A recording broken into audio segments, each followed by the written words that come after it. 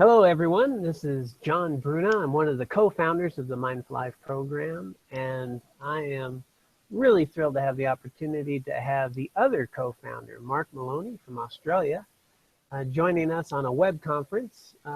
Hello, Mark. How are you today? Good morning or good afternoon, John. Lovely to see you, and it's a pleasure to be here joining you from many miles away, but hopefully it just feels like we're around the corner. It does kind of feel like that. Absolutely. So this month, instead of our regular Mindful Life community call, we thought that it'd be a wonderful opportunity with this new technology to be able to have some monthly dialogue where Mark and I get to have a conversation, hopefully address some of your questions as well, and be able to have more of a direct connection with us as we engage in our community. Yeah, I think it's a great point, John. You know, we've talked and we've experimented with different ways of connecting with people in our community, and you know, this technology and this way of you and I having a conversation, but hopefully lots of people joining in our conversation in some ways. So hopefully there's an opportunity for people as you and I converse today to ask lots of questions that pop up for them as part of their experience of being in the community.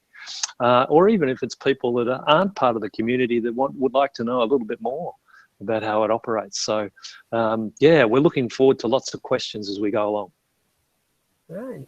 And so Mark and I originally had a conversation around just sharing a bit more personally about our vision for the community and how it came into being. And so we thought we'd take a few moments to share in that insights. Mark and I both met in Thailand, actually. We were both attending a mindfulness training there in Phuket with Alan Wallace and Paul Ekman's group, the Cultivate Emotional Balance. So it was quite an opportunity for us to spend 5 weeks together getting some wonderful teachings. And we became fast friends immediately.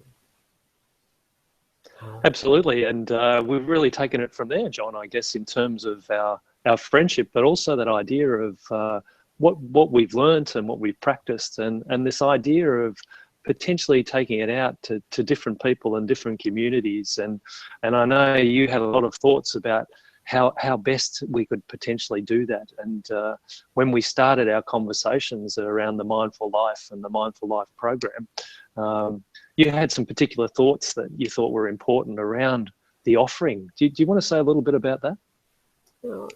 Well, one of the things that was really important to me that I've noticed over the years when people attend trainings or we get teachings or we get some skill sets, one of the biggest impediments to putting them into practice right off the bat is that reason of why am I doing it? What's my motivation?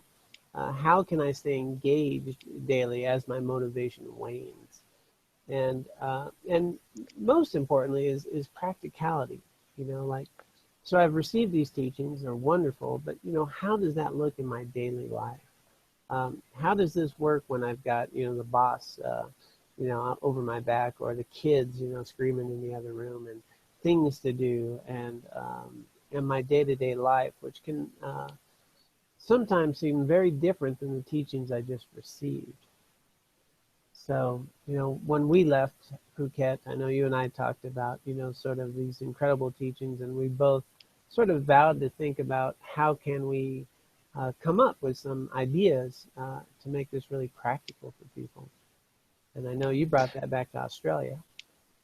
Yeah, and look, it's interesting, you know, and I think this is where the spark of our discussion took us, was that in my work as a coach and a therapist back here in Australia, one of the things that I saw that was the biggest challenge for people was this idea about how do you create new habits and new rituals and routines in your life. Because often we have the clear intention that we'd like to change something.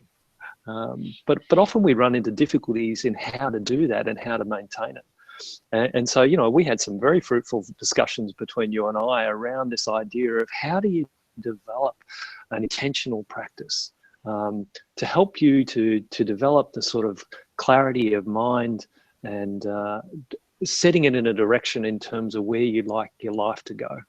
And, you know, this idea of making something that really is practical, that people can develop a bit of a ritual or routine around, and really how through the repetitive practice that builds and generates that ritual and the benefits that you're looking for out of the practice. So, yeah, it's been a long journey over a few years now, but I've forgotten how many years it actually is, John. But yeah, you know, hopefully, you know, our discussions of being offering some benefit to other people as well. Yeah, and when we initiated this process, so that was 2012, the end of 2012 that we had met, and then the next year, again, doing another retreat and thinking about what is it that we can really draw upon with our complementary skills. And that's really, by the way, those of you watching, you know, when I was thinking about what to do with the program, Mark was the person I thought of. This is the person I would like to work with, not merely because his skill and knowledge, but also because his skill and knowledge is different than mine. It's complementary. So whereas I come from you know, more traditional Buddhist training with some training in counseling, Mark really has this rich experience of clinical skills, social work abilities, and working over many years with you know, people in the military and firefighters and so forth. Just a broad range of clinical experience as well. And so, and the fact that he was wearing happy face shorts when I met him, I mean, it was a clear that this is someone I could work with. Yeah. So Yeah. the yeah, I was just going to say, so we got together, we designed this program. I think we drew from our varied experiences. We put together a program and we started teaching, and we had some really wonderful results. But we found that there was still a very common problem. And that is after people leave retreats, as Mark was bringing up, is, you know, we're fired up, we're keen, we want to make change. And then what happens, Mark? Yeah, that's right. The intention's there, you know, and I often used to see this for people coming back from holiday, where they'd sit there and say, you know, I don't really want to live that lifestyle I was leading before I went on holiday. I actually want to change how I've been operating and really change some core aspects of how I live. And within a couple of weeks, they're very quickly back to their old routine and their old habits. So, yeah, that's really where we started getting active, John, in terms of trying to get this practical, accessible, and universal way of helping people to become more mindful in their lives. And, you know, the start of the MLP program. It's interesting, you know, out of our learnings since 2012 and where we are today with the Mindful Life community. Do you want to say a little bit more about our sort of bigger picture view about why the community is so important to us? Yeah, so with these teachings and trainings and you know, the opportunities to really provide people some support to essentially live the life that they choose that's meaningful. It's one thing to read a book, it's one thing to get a training, but as we've been talking about, it becomes difficult to sustain. So our bigger vision with the community was to provide a community of support. One of the things that I found valuable in communities of recovery and other communities that support people, whether it's their spiritual community or whatnot, is that they have a community of support. They're speaking with and talking to people, like-minded people, that are working to better themselves on a particular path, and they can draw from that support. And so with our vision of the community, we thought we would like to provide everyone with that opportunity to have some daily support, an invitation, a reminder of so, you know, when we wake up in the morning, we have a new day. This day will never come again. How do you want to live it? What are your values? What's meaningful? When we have discussions with people, it's really easy to get to that point to go, oh yeah, right. This is a day that will never come again. How do I want to live it? But we can so quickly, as Mark pointed out, fall back into our old habits, wake up, we have things to do, we're looking for the coffee, the to-do list there, and before we know it, we're just back into old habits. So with the community, we thought, A, let's give people daily support, an invitation, and a reminder to engage in life in ways that are meaningful. And two, a community of support where it's much more than the daily email, it's much more than the daily lessons, that there's thousands of people all over the world that are engaged in this community, that we're doing this together. And as we have the resources, the meditations, the other resources of the community, we also have the community itself. And I think this is where the thing that Mark and I realized as we got into this is, first it was to support people in their individual process, but ultimately, as we've seen, there's a lot of intolerance, a lot of anger, and a lot of dissension that we hear in the world, and it's very loud.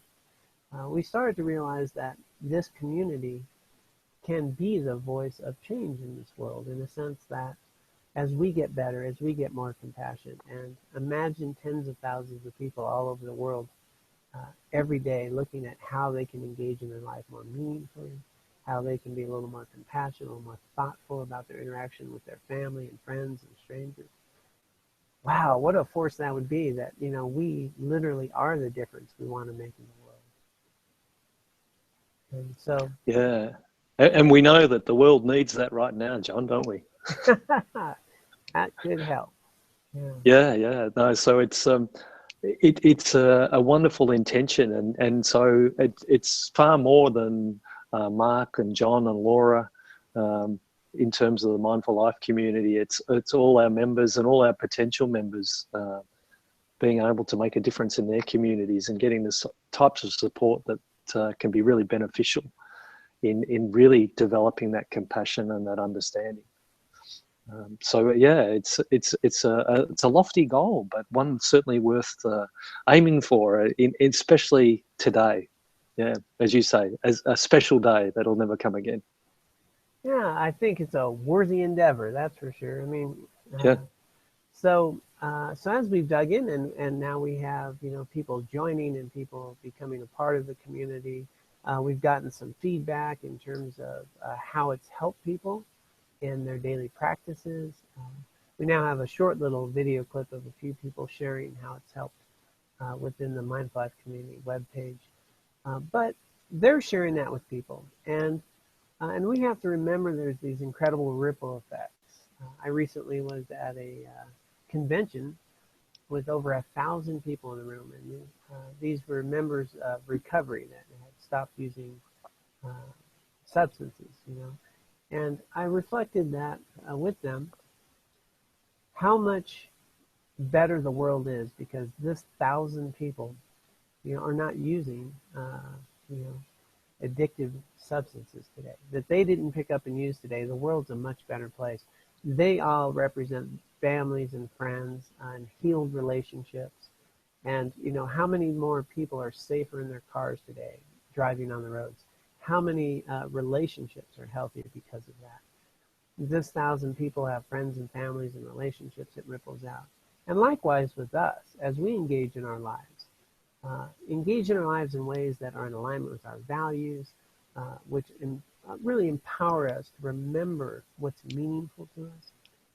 How much the world is a better place, because I was able to attend to the person in front of me, because I was able to smile at someone as I walked down the street, as I was able to engage in some activities that were helpful.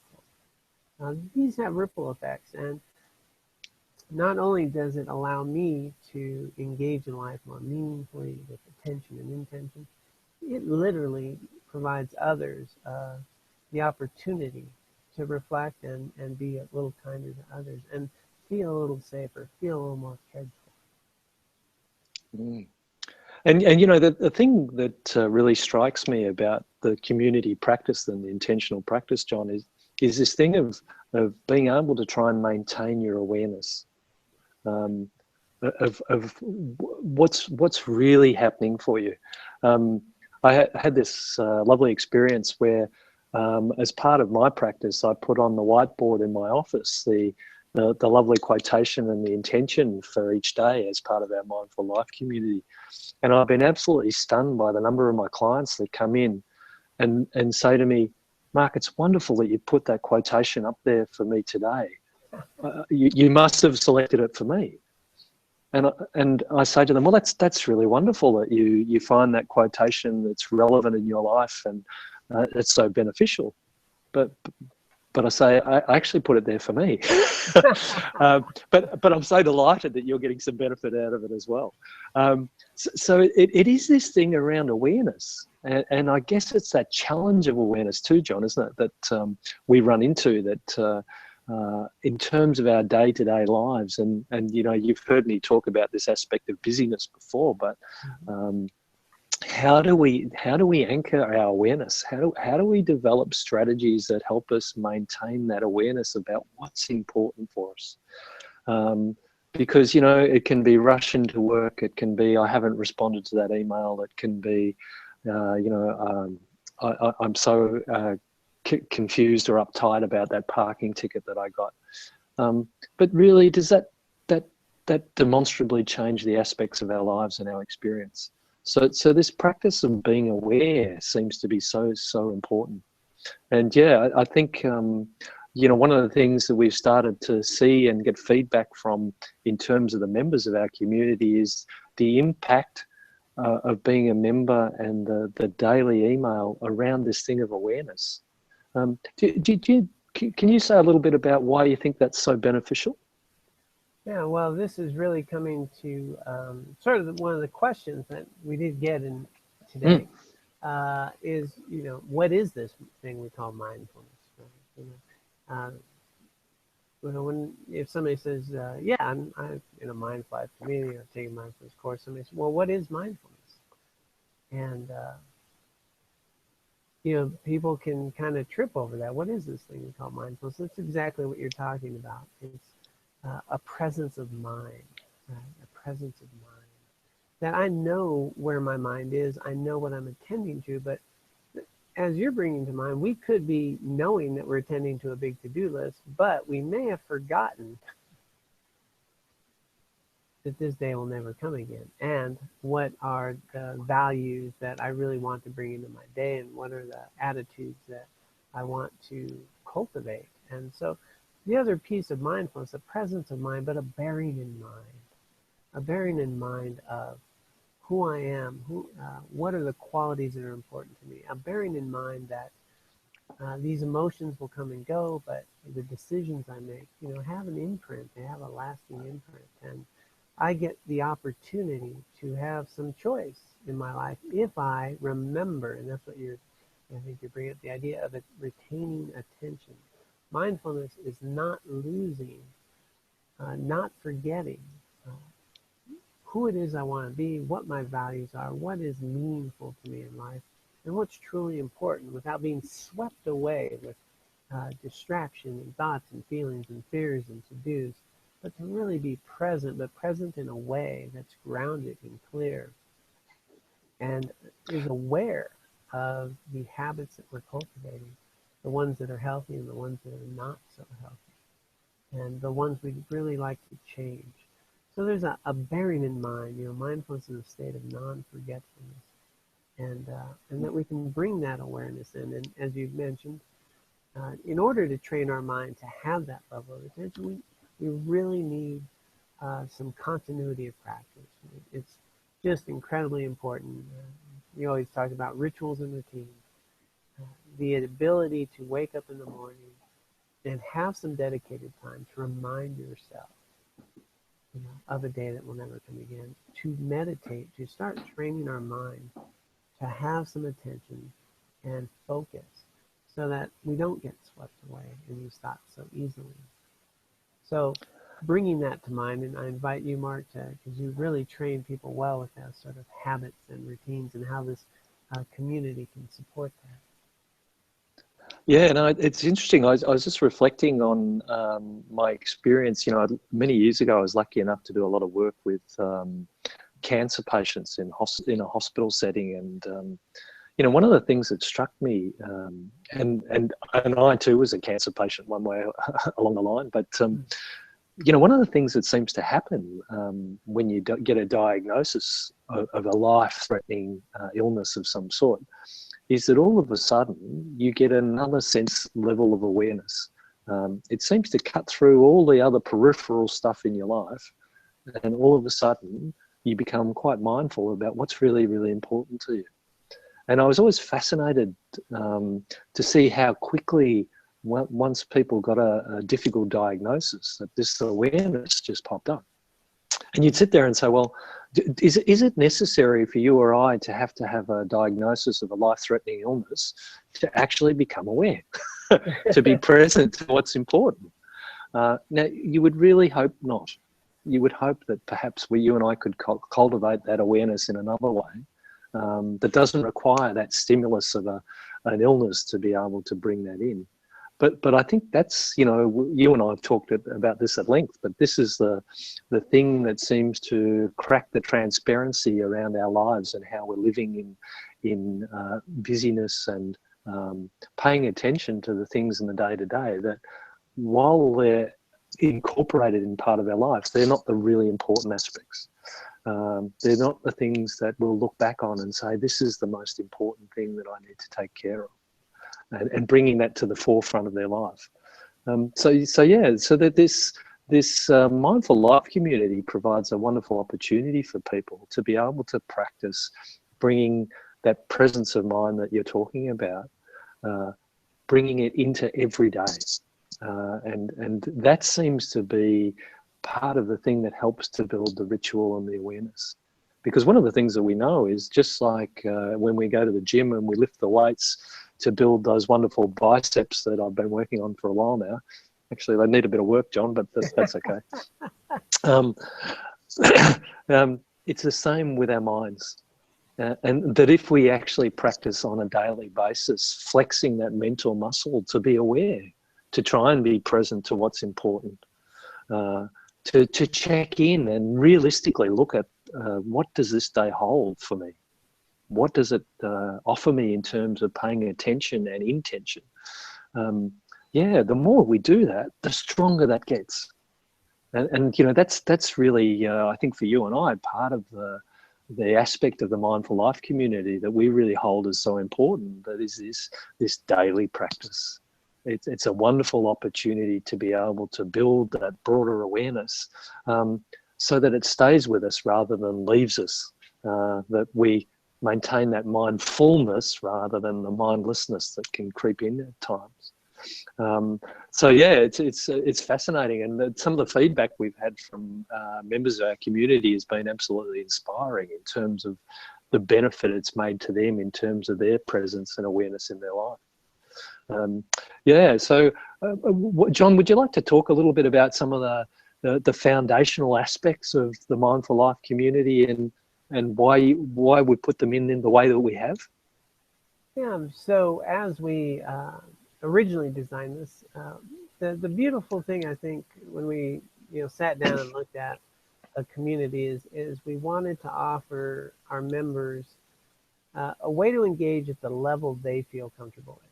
So if you know nothing about mindfulness and you join the community, you can really just start with some really helpful introductory meditations that you have access to, and some emails that really have you start looking at your life in a way that might be a little more accurate and helpful. Just emails that come back to really reminding you, how is it you want to show up? Here's some ideas about cultivating a life with attention and intention, and an invitation to engage in some of these activities. So just right off the bat, if you hadn't taken a mindfulness course, you can read these emails, you can do some reflections. You're taking some time to start thinking about bringing to mind the life you'd like to live and what some of these qualities are about.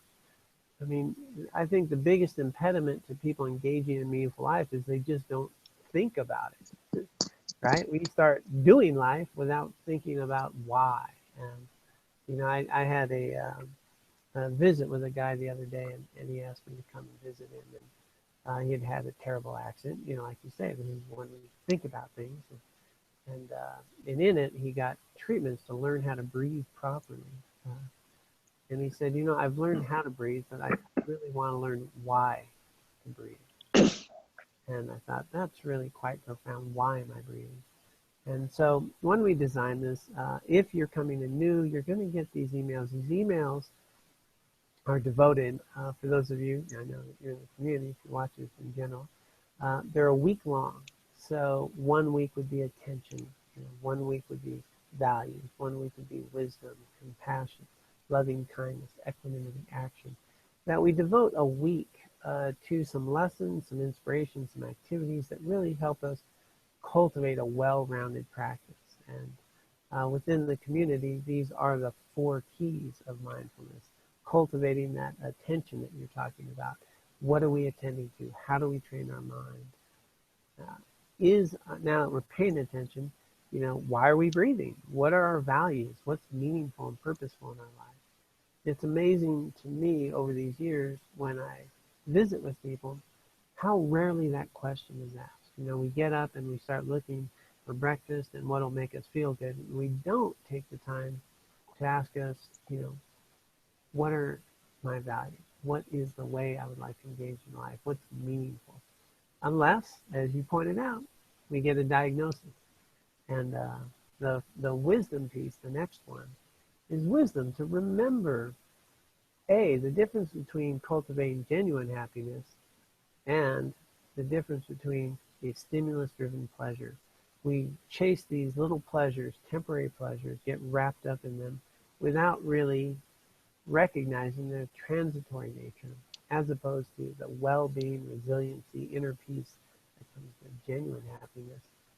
And as we bring wisdom into our life, we start to recognize not just the transitory nature of things, we start to recognize how we have some tendencies that actually take us away from the person we want to be and what's really meaningful.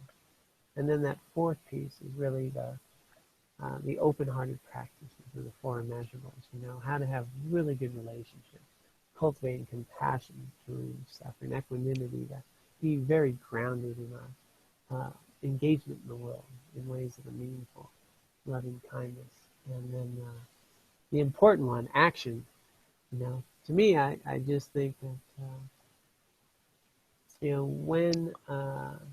when we can make a list of the things we'd like to do in our life, when we recognize that I have a busy mind and I'm stressed out, somehow do I think that tomorrow it'll just be better?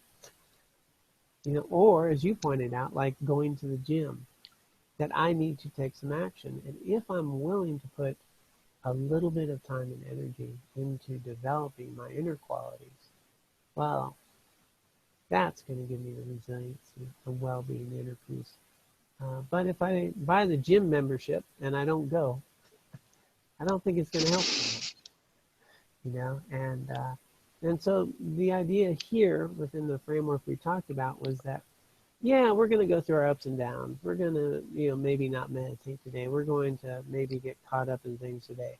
But every single day, there'll be an invitation to take a look and remind yourself, this day will only come once. What's relevant, what's meaningful, and how would you like to engage in it? And ultimately, that becomes the essence of our mindfulness practice, is to remember what's really relevant and important in your life, and to have some intention to engage in life that way. Yeah, so you can see from what you're talking about that email is far more than an email. It's this wonderful invitation to have a look at your life every morning and to ask yourself some foundational questions. And I think that's one of the things that's really stood out for me. I've talked to people about the Mindful Life community. They say, I get a daily email. I say, you get a lot more than a daily email. You get an invitation to look at your life on every morning and ask yourself what's important. And that has got to be so beneficial. So, one of the things that I've said to a lot of people is, if you've got something in your life that's important, treat it as like it's important. I'm often reminded of the Japanese and the wonderful tea ceremony that they go through, the ritual of the tea ceremony to celebrate, a wonderful cup of tea. Now, I know you're a coffee drinker, John, but doesn't matter. It can be the same, the ritual of a good cup of coffee. That's right. But that celebration of something and a ritualization of it, to hold it as important, to hold it as valuable.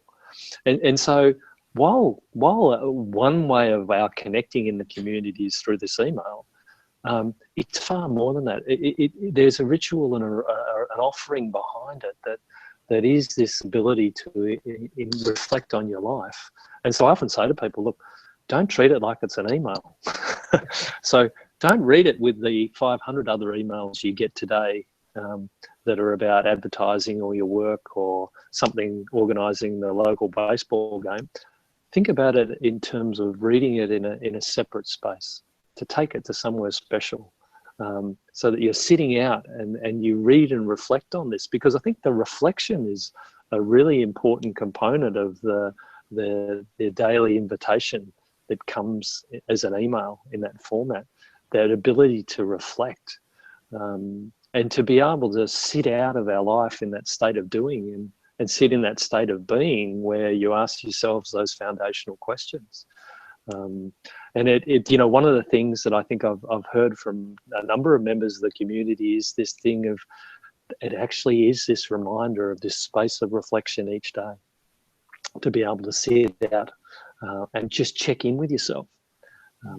And while you sit there and say, oh, do you really need an email to do that?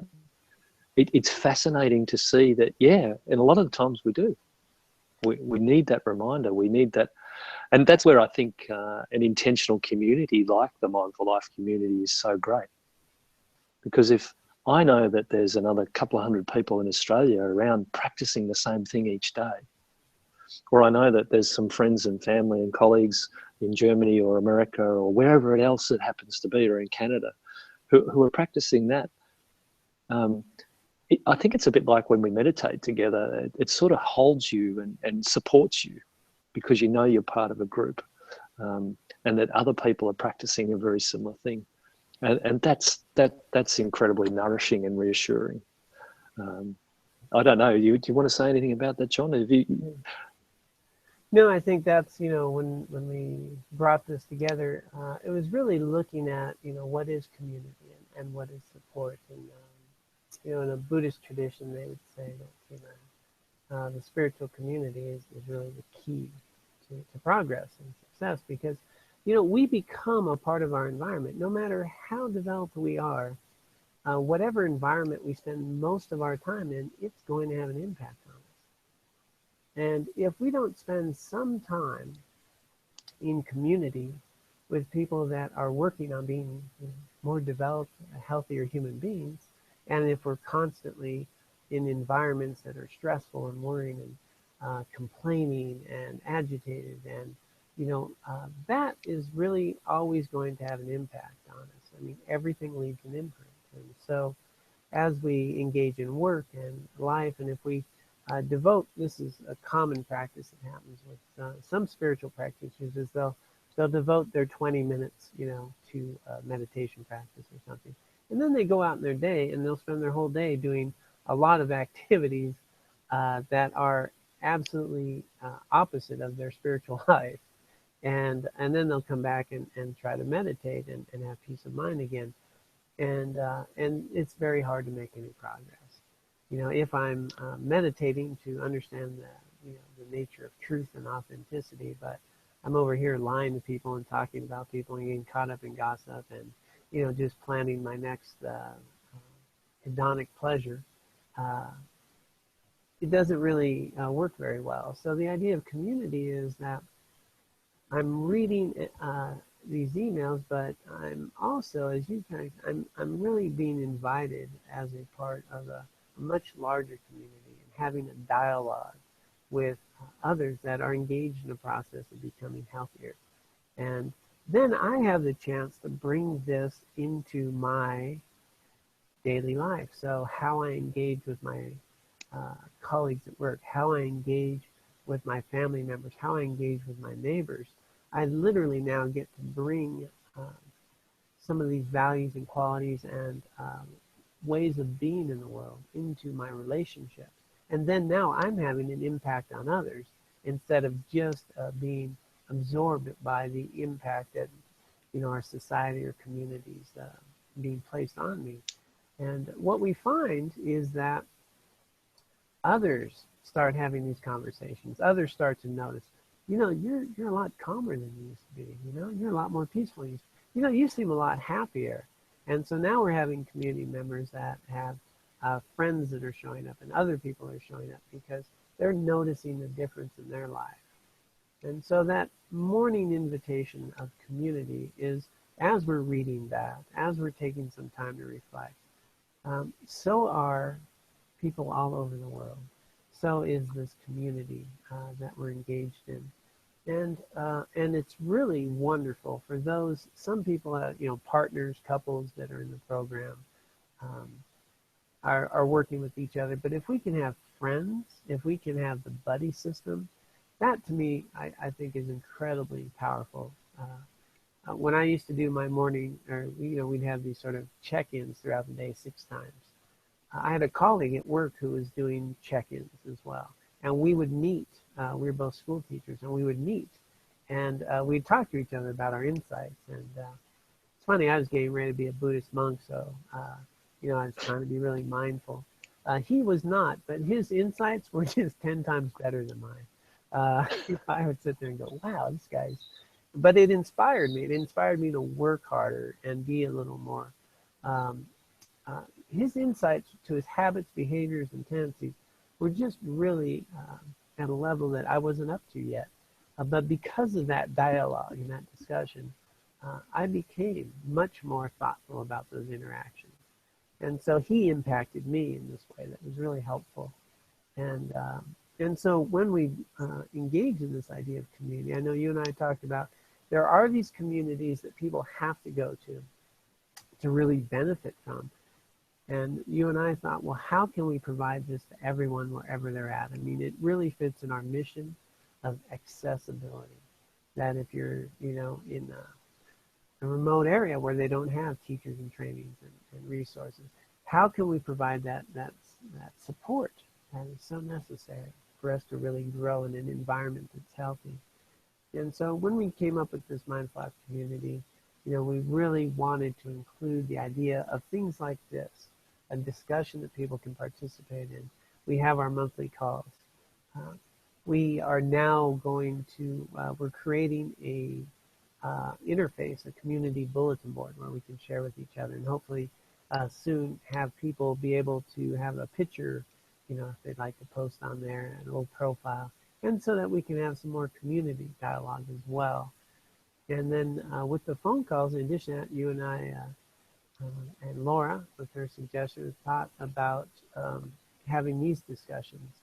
And we do invite people, and since this is new to us, and we're still learning with this Google Hangout, there should be a question and answer on my screen. It's in the top left, a Q&A, and I clicked on it. So if anyone does have a comment or a question, I think you can click on that and type something in, and maybe it'll show up. We'll see how that works out. But in that sense, really building a community of support. And then we also have the actual workshops. We've got the book coming out, and soon we'll have some retreats to offer as well. And in this way, people who get to share with each other will hopefully wind up meeting each other in person as well. Yeah, no, it's incredible in terms of what the difference that some of these practices can make, and what our discussions about how we could support people in building this community. But I had a lovely feedback from one of our participants in our community recently, where her organisation where she works is going through a whole range of difficult changes and industrial disputes, and People really, really struggling in terms of the day-to-day in the workplace. And she was saying that, the daily emails through the Mindful Life community, she started to talk to people in her workplace about. Because what she felt was that it gave her an alternative conversation to be able to have with people about something that's important, as opposed to all the difficult and pretty destructive conversations that were occurring in her workplace.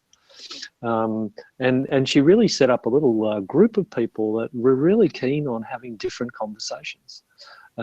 Conversations that nourished and helped to grow and heal, rather than conversations that were destructive and divisive. So, I think the ripple effect of the community and what's the potential for this is quite amazing if people take this out. Because you and I can be a member of a community and practice in a solo way, but really it's when we interface with other people, the people that are part of our life, it seems to make the big difference. The daily practices seem to help people in a range of situations, particularly when we're struggling. So not necessarily all the blue sky days, but the days where we have difficulty. It gives us something nourishing to come back to. And as we talked about before, that reminder of what's important.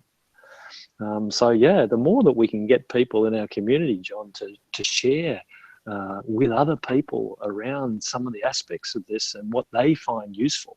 We can't define what it is that people will take out of this. We're hoping that they all find it beneficial and skillful, and certainly the feedback so far has been in that way. But we want people to share what they're finding for themselves with other people. And if that leads to the community growing and further, conversations, but even potentially projects of things that we could work on together across the Pacific even, to bring some of this in might be really interesting. So, the possibilities and the potential are there, but it's far bigger than you and I and Laura.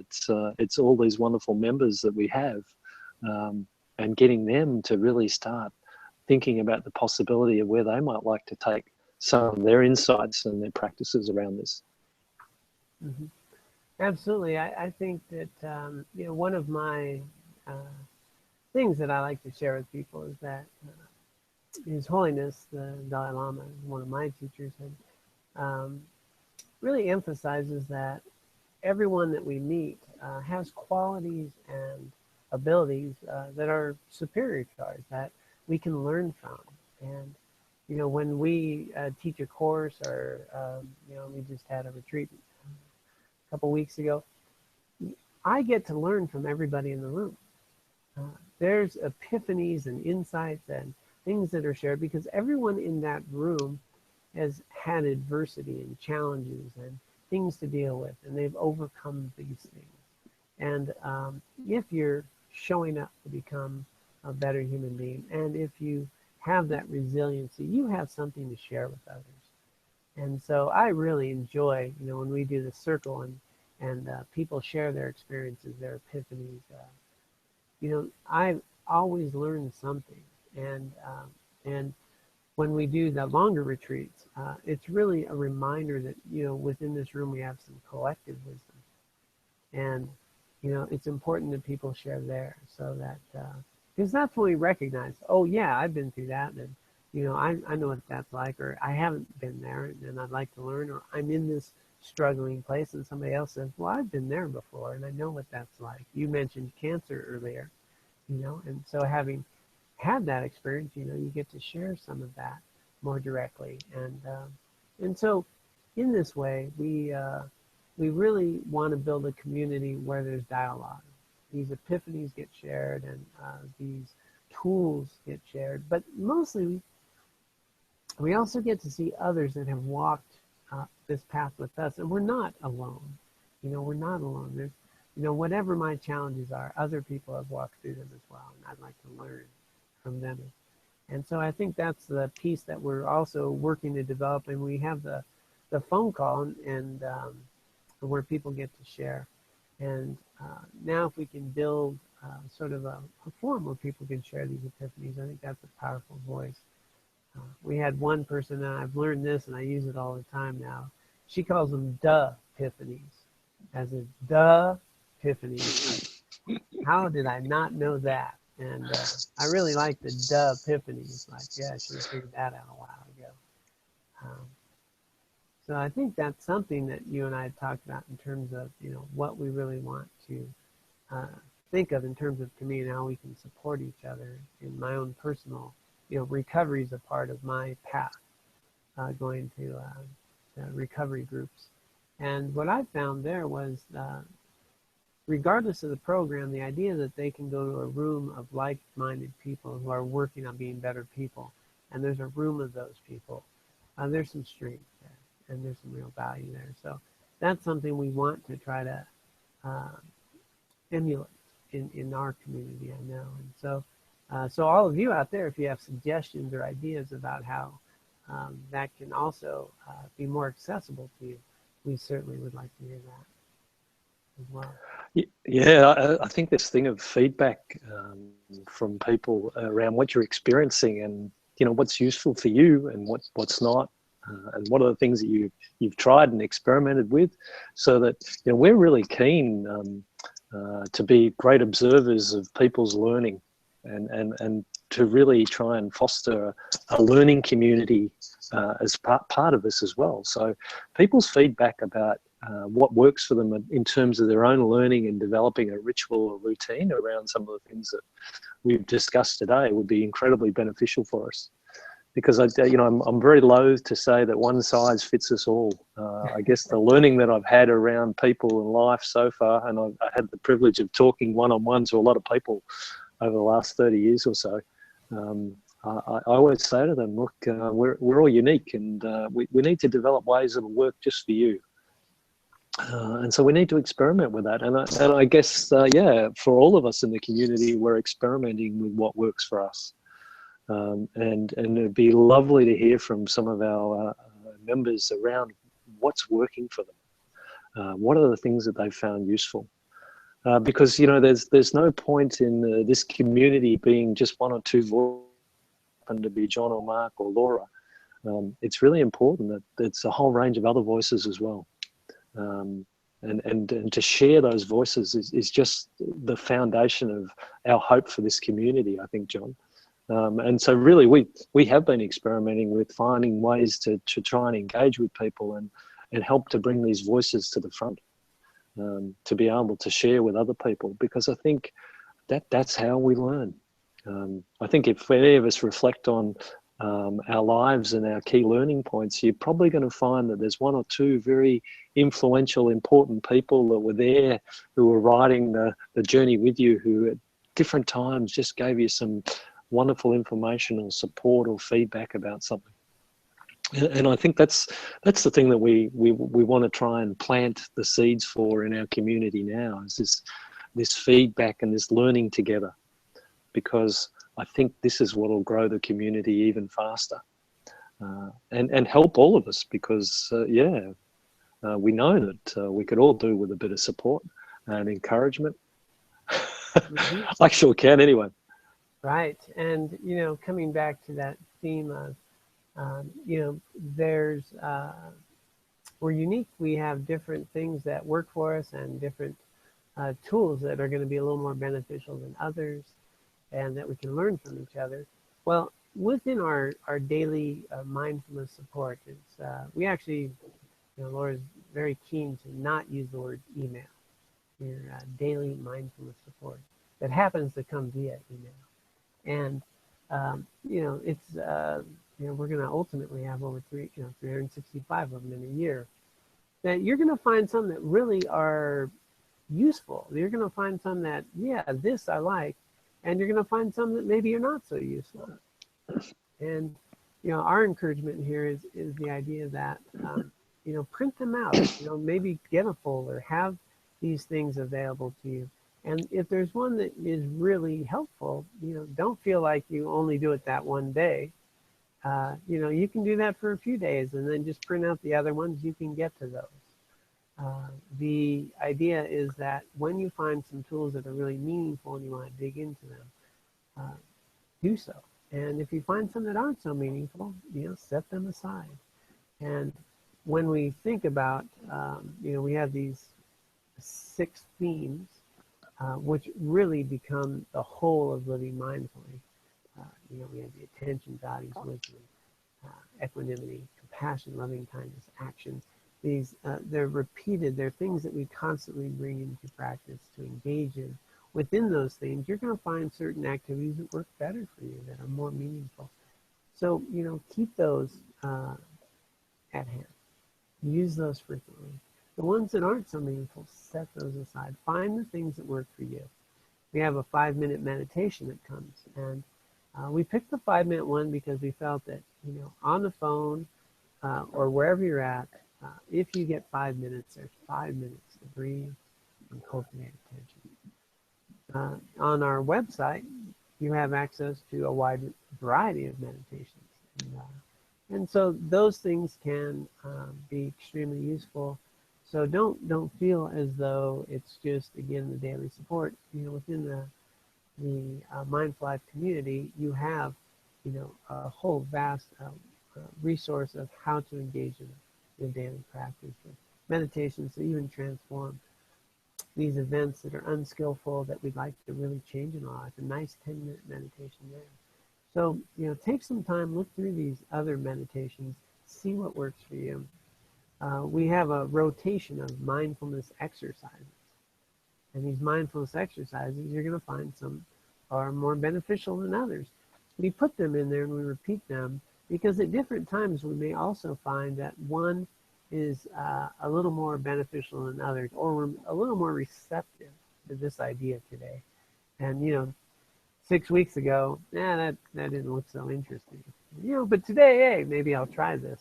And that by continuing to bring it up, we have a chance to explore and find what works for us. And also remember that what works for us today may not work tomorrow. And so, let's try something different and evolve as we go, not to just have to cling to one thing. Having said that, the continuity of practice, when we look at the core, the continuity of practice is that, as Mark would say, ritual and routine of every single day, taking a little reflective time. A little reflective time to remind yourself of the day that will never come again of what is really meaningful in your life. And to make that a priority, to engage in life with a presence of mind, with some clarity and wisdom that support choices that actually lead to the life you want to participate in, the person you want to be. And so that daily invitation, that daily reminder is there every single day. Within them, you're going to find that some are more meaningful than others, and that's totally okay. And star those, put those in a special place, even frequently. Yeah, it's curious how different things show up on different days.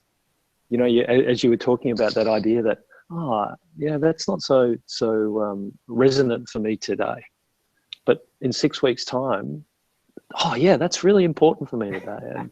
And it's curious how that happens, and what happens with our awareness, and what speaks to us on a different day. So it's and hence the need for the daily reflective practice.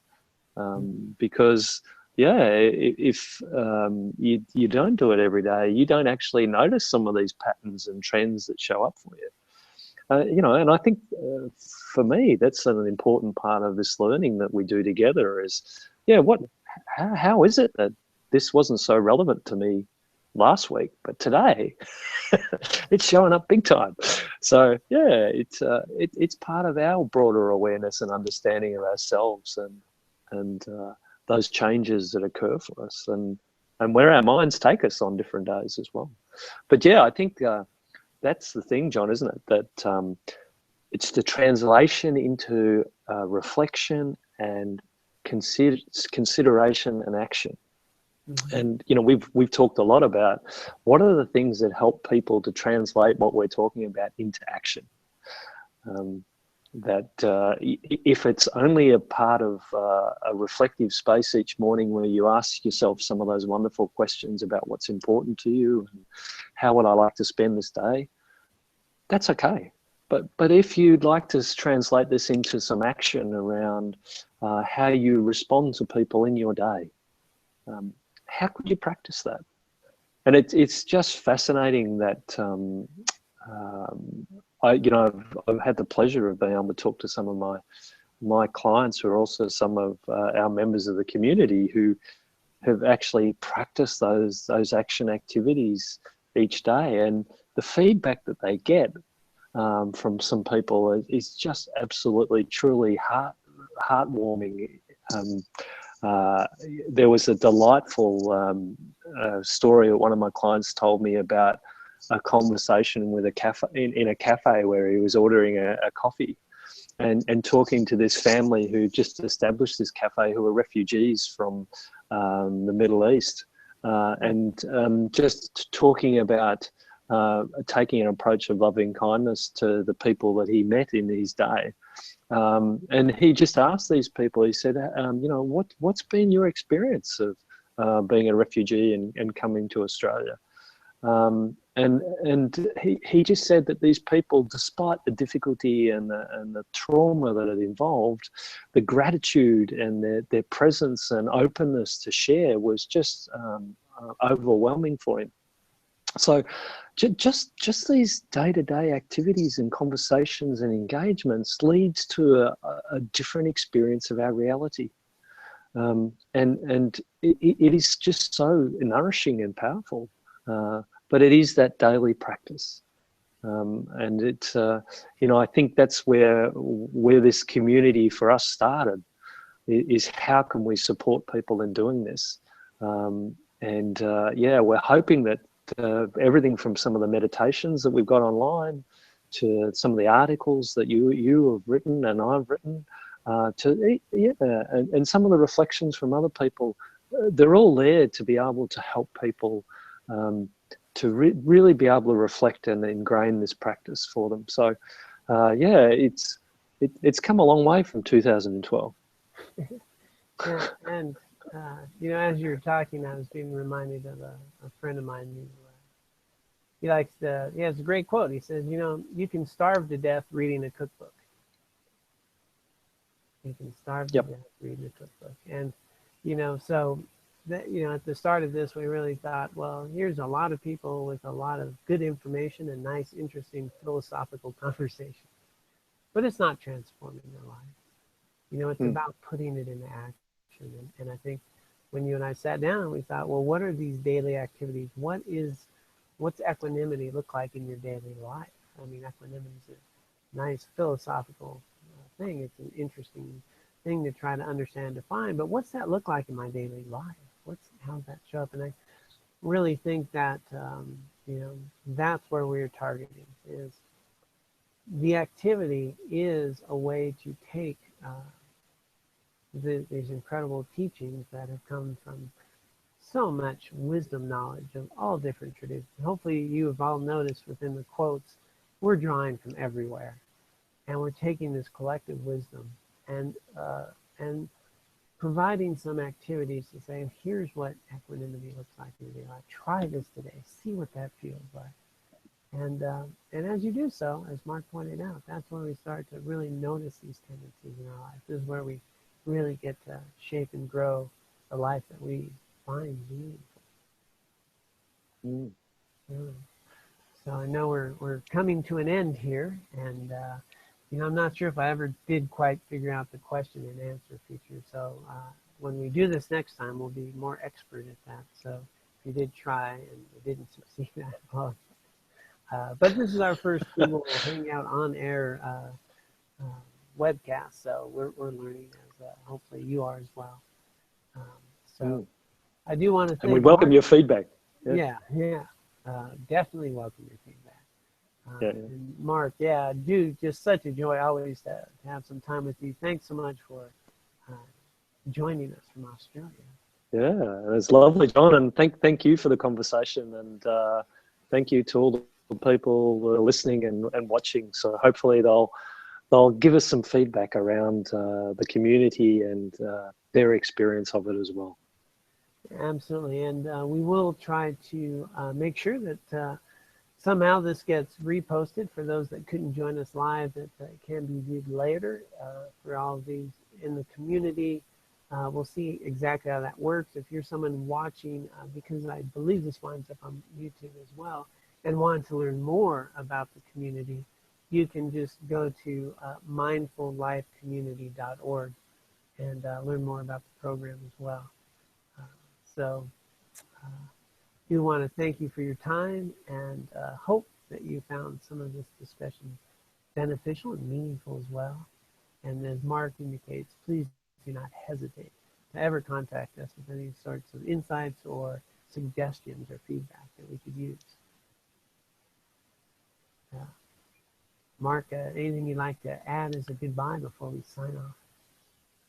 No, what a wonderful opportunity it's been, John, to talk to you, but also just to reflect on our experiences around the community. And I just want to thank everybody who's been part of the community so far for their participation, and I really look forward to our intentional community growing. Absolutely, and that's the thing that we want to remind us together. We are the difference we want to be in the world. So thank you all so much for joining us in the community, and it's an honor to share this path with you. So we're going to sign off. I wish you well and a very mindful and engaged life and attention and paying attention. All right, be well. Bye-bye.